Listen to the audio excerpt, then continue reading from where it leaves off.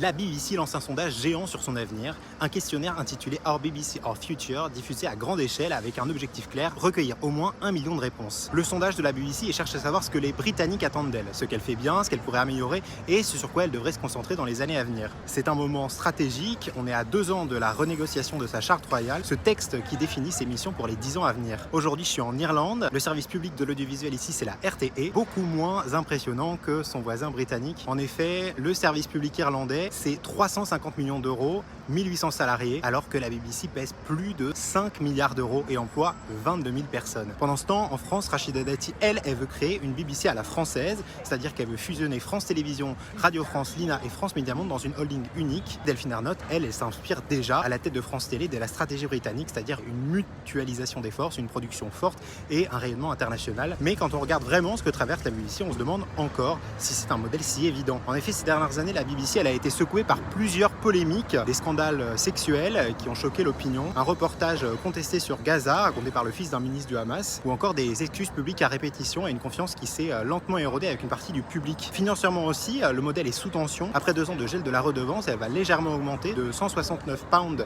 c'est-à-dire environ 200 euros, à 174 pounds, environ 208 euros. Mais la BBC, elle reste dépendante d'un financement incertain dans un contexte de forte inflation et de crise politique constante. Alors ce sondage, ce n'est pas seulement qu'une opération de communication, c'est un stress test.